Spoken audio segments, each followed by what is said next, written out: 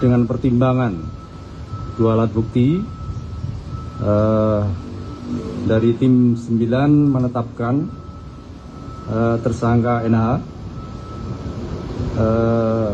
terkait dugaan turut serta tindak pidana pencucian uang yang mulai hari ini akan ditahan di Rutan Jasa Negeri Jakarta Selatan untuk 20 hari ke depan.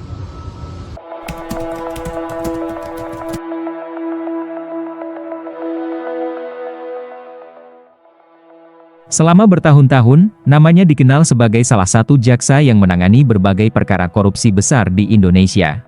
Febri Adriansyah menjabat sebagai Jaksa Agung Muda Tindak Pidana Khusus, atau Jampitsus, selama kurang lebih 4 tahun. Dalam masa jabatannya, ia memimpin penanganan berbagai perkara korupsi yang menjadi perhatian publik. Namanya sering muncul dalam konferensi pers Kejaksaan Agung ketika mengumumkan penyidikan maupun penetapan tersangka dalam kasus-kasus besar. Karena itu, kabar mengenai status hukumnya mengejutkan banyak pihak. Namun, penting dipahami bahwa status tersangka bukan berarti seseorang telah dinyatakan bersalah. Sebenarnya kalau dilihat dari track recordnya, tim 9 ini kan recordnya positif nih. Selama sebelumnya mereka di penuntutan beberapa kasus-kasus yang cukup besar dan menarik perhatian publik. Sehingga harapannya dengan clear-nya fakta-fakta itu, masyarakat juga bisa ditunjukkan bahwa ini betul-betul proses hukum. Dalam sistem peradilan pidana Indonesia, setiap tersangka tetap memiliki hak untuk membela diri, menghadirkan bukti, dan memperoleh pemeriksaan yang adil di pengadilan. Kesimpulan mengenai bersalah atau tidaknya seseorang baru dapat ditentukan melalui putusan pengadilan yang telah berkekuatan hukum.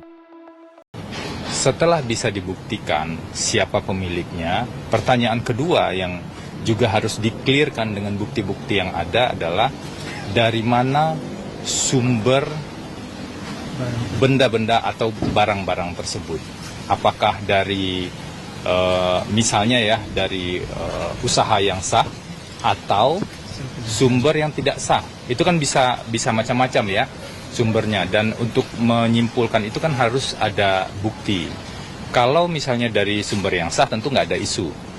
Tapi kalau dari sumber yang tidak sah misalnya atau dari hasil kejahatan, menjadi pertanyaan juga, itu hasil kejahatan apa? Jadi poin utamanya adalah ada begitu banyak wilayah yang abu-abu, wilayah yang samar secara hukum saat ini yang belum clear. Tentu ini dari pandangan kami ya.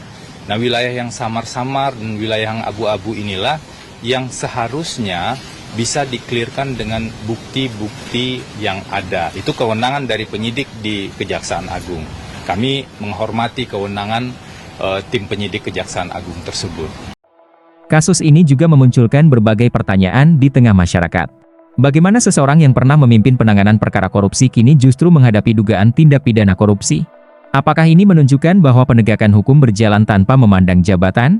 Atau justru menjadi pengingat bahwa pengawasan harus berlaku bagi semua pihak, termasuk aparat penegak hukum sendiri? Apapun jawabannya, kasus ini kembali mengingatkan bahwa kepercayaan publik terhadap lembaga penegak hukum sangat bergantung pada transparansi, akuntabilitas, dan proses hukum yang berjalan secara adil. Menurut kamu, apakah penanganan kasus yang melibatkan aparat penegak hukum dapat menjadi tolok ukur independensi sistem peradilan di Indonesia? Tulis pendapatmu di kolom komentar.